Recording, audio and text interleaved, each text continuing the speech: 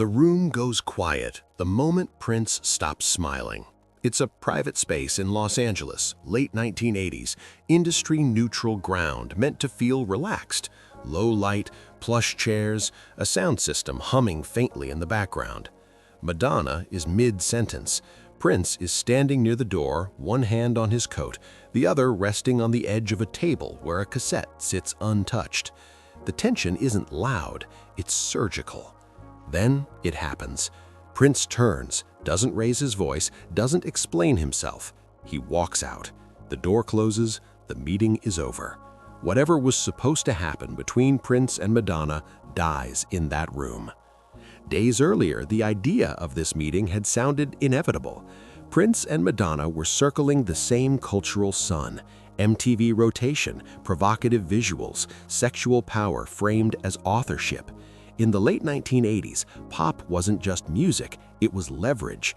Control over image meant control over money, over narrative, over who got to be called an artist versus a product. Prince had already fought Warner Brothers over ownership. Madonna was rewriting what female dominance in pop could look like, using controversy as currency. According to people around them, the meeting was pitched as casual. Two icons, mutual respect, maybe collaboration, maybe just understanding each other's orbit. The cassette on the table mattered. In that era, music was still something you physically handed over. A demo wasn't a link, it was a test of trust. According to accounts, one side expected to play new material, the other expected conversation first. That mismatch alone signaled danger. Prince treated unreleased music like a bodyguard treats a client. Madonna treated the room like a stage. Same industry, different rules. The location mattered too. This wasn't a studio where Prince controlled the soundboard or a set where Madonna controlled the camera. It was neutral, which meant vulnerable. Insiders later said Prince arrived already guarded, aware of Madonna's reputation for provocation, especially toward men who projected mystique. Madonna, by contrast, was reportedly amused by Prince's intensity, expecting sparks. She was used to tension bending toward her. The first minutes were polite, compliments exchanged, career trajectories acknowledged. Then the balance shifted. Accounts say Madonna pushed, asking pointed questions about control, about sex, about how far he'd go to shock. Prince, who spoke softly when he felt challenged, didn't take the bait. He deflected, he changed subjects. He glanced at the cassette, still untouched, like a loaded object no one had agreed how to use. That glance was the warning. Prince's relationship with power was precise. He didn't explode, he withdrew. Those close to him knew the pattern. When a room stopped respecting his boundaries, he removed himself. Madonna, by legend, leaned in, joked, teased, tested. In her world, tension was chemistry. In his, it was disrespect. The industry context made the stakes heavier than ego. A Prince-Madonna alliance would have reshaped pop's hierarchy. It could have merged two brands of rebellion into something untouchable. Walking away meant forfeiting that possibility and signaling something else entirely. Prince didn't need the cosign. He didn't need to be understood on someone else's terms. If collaboration required compromise of control, he would burn the bridge himself. By the end of the meeting, the cassette still hadn't played. No music filled the room to soften the edges. No jokes landed. The air thickened with unsaid rules being broken. Prince stood, hand already on his coat, body angled toward the exit. Madonna, according to some accounts, laughed, half disbelief, half challenge. That laugh may have been the final cue. When Prince walked out, it wasn't dramatic. No slammed door, no raised voice, just absence. And in an industry built on presence, absence is a statement. What followed in the hours after was confusion. Calls made, stories softened, people tried to reframe it as a misunderstanding. But insiders knew better. This wasn't about a bad mood, it was about incompatible power languages colliding in a room that couldn't contain both. The cliff edge sat there unanswered. Was this a missed collaboration or a deliberate refusal to be absorbed? The industry would watch closely how each moved next, because moments like this don't end when the door closes, they echo. The next night, the fallout began quietly. Phones rang in Los Angeles offices where assistants spoke in lowered voices. The question wasn't what happened in the room, it was what it meant. Prince walking out after meeting Madonna wasn't gossip, it was a signal. In an era where collaborations were negotiated like mergers, his exit told executives exactly how far he was willing to go and where he would stop. The same cassette that sat untouched on the table was now the centerpiece of speculation. What was on it, and why hadn't he let it play? According to people close to the situation, Madonna didn't chase him down the hallway. She stayed seated. That detail mattered. Staying put was its own assertion of power. Two icons, two philosophies. Prince believed authority came from withholding access. Madonna believed authority came from daring someone to leave. That night, both held their line. At rehearsal the following day, Prince was reportedly sharper than usual. The band noticed it. Songs were stopped mid-bar. Instructions came clipped. The tension from that Los Angeles room traveled with him, settling into the studio like static. The object was different now, a guitar instead of a cassette, but the message was the same. Control was non-negotiable. When someone suggested tweaking an arrangement to make it more radio-friendly, Prince shut it down with a look. People who'd seen him do this before understood. The walkout hadn't drained him, it had clarified him. Meanwhile, Madonna's camp began shaping a narrative, not publicly yet, but internally. Meetings happened in mirrored conference rooms where her image stared back from magazine covers on the walls. The question on the table wasn't whether Prince had been rude, it was whether his refusal could be flipped into mythology. Madonna thrived on friction. If Prince wanted distance, that distance itself could be turned into heat. The absence of collaboration became a talking point, a rumor engine. Two stars, too bright to share space. The industry press started circling. Journalists called sources, asking about a tense meeting. No one would confirm details, but the outlines emerged. A private room, a short conversation, a sudden exit. Each retelling added weight to the moment Prince stood up, hand on his coat, back to Madonna. That gesture, simple, final, became the anchor detail everyone latched onto. Walking away wasn't just physical, it was philosophical. A few days later, at another studio across town, Madonna played new tracks for collaborators. The music was aggressive, self-assured, leaning into confrontation.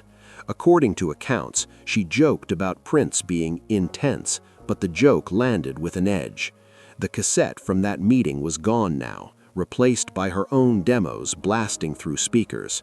Different rooms, same war over authorship. The escalation wasn't loud, it was parallel. Prince doubled down on autonomy, refining work that answered to no one. Madonna leaned harder into provocation, making it clear she didn't need his mystique to fuel hers. Every move each made was read through the lens of that meeting. Reviews referenced it obliquely. Fans debated it openly. The walkout had become a Rorschach test. Was Prince protecting his art or rejecting a woman who wouldn't submit to his terms? Was Madonna challenging a gatekeeper or simply amused by his refusal to play? Dialogue from that room, though never officially confirmed, took on a life of its own. "Play the tape," someone imagined Madonna saying. "Not like that," people imagined Prince replying. These lines mattered not because they were accurate, but because they reflected the hierarchy struggle everyone recognized. Who sets the terms? Who defines respect? As weeks passed, opportunities to smooth things over appeared and were ignored. Mutual friends floated the idea of another meeting, maybe in a studio this time. Prince declined. The decision wasn't framed as anger, it was framed as closure. The door he'd closed in that room stayed closed. Madonna, for her part, didn't push for reconciliation. Pushing would have broken the spell. Tension works best when unresolved. By the time their paths crossed again publicly, at awards shows, backstage corridors, industry events, the energy was unmistakable. Eye contact brief, smiles measured. The memory of that private room hovered between them like an object no one wanted to pick up again. Cameras caught fragments, Prince looking past her, Madonna laughing a little too loudly. Each gesture traced back to that moment he stood up and walked away. The escalation had reached its peak. All that remained was the detonation, the instant when the meaning of that walkout would become undeniable, not as rumor, but as action that reshaped how both were understood. The detonation came not with a press release, but with a pattern. The next time Prince and Madonna were in the same physical space, a high-profile industry event in Los Angeles, cameras everywhere, the memory of that private meeting snapped into focus. Prince entered late, dressed with deliberate restraint, sunglasses on indoors. Madonna was already there, surrounded, laughing, holding court. When their paths aligned within the same room, the reaction was exact and unmistakable. Prince did not approach, he did not nod, he angled his body away and kept moving. The walkout had become policy. Observers noticed the choreography immediately. In an industry obsessed with optics, avoidance is loud. The same man who had once stood inches from Madonna in a private room now treated her presence like negative space. That earlier gesture, hand on coat, door closing, was replayed in public form. Exact action, Prince bypasses. Exact reaction, whispers ripple. Exact consequence, the story hardens into legend. By the next morning, entertainment columns framed it carefully. No accusations, no villains, just creative differences and strong personalities. But insiders understood the system response. Prince was now categorized as uncompromising to the point of self-isolation. Madonna was framed as indestructible, unbothered, thriving on friction. The meeting that ended with Prince walking away had quietly sorted them into archetypes the industry could manage. What changed immediately was access. Prince tightened his circle further. Studio sessions became more private.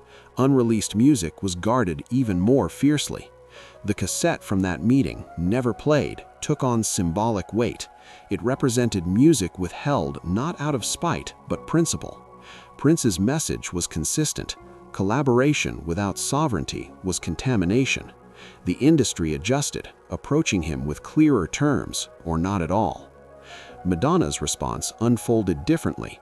In interviews, she leaned into bravado, joking about men who couldn't handle her energy. While she never named Prince directly, the subtext was readable. Her art pushed harder against male mystique, reclaiming shock as her own domain. The tension from that room fed the work. The walkout became fuel. Over time, the system absorbed the lesson. Artists referenced it in hushed conversations. Executives cited it as a cautionary tale. Two giants had met in neutral territory, and neutrality had failed. Power requires terrain. Without it, someone leaves. Years later, when fans and journalists revisited the moment, the details stayed remarkably consistent. Same city, same private room, same untouched cassette, same door closing behind Prince. The consistency mattered. It suggested intention, not impulse. This wasn't a bad day, it was a boundary enforced. According to some accounts, Madonna later told friends she respected Prince more for leaving. Respect didn't require agreement, it required clarity. And Prince's clarity that night was brutal and clean. He would not be provoked into performance, he would not negotiate his center. The aftermath stretched far beyond their relationship. It reinforced a model of Black artistic autonomy Prince had been building his entire career. In a business that expected compromise, especially for Black creators navigating white-controlled systems, walking away was radical. Madonna, operating from a different axis of power, could weaponize confrontation. Prince weaponized absence. The meaning of the moment settled into place over time. This wasn't about romance, ego, or personality clash. It was about authorship. Two artists who both claimed control met face to face and discovered control is not shared, it's defended. The turning point object wasn't the cassette alone, it was the door. Doors decide everything: who enters, who exits, who sets terms. In the end, Prince walking away after meeting Madonna wasn't a failure of connection, it was a declaration. He showed exactly how much collaboration cost and exactly what he refused to pay.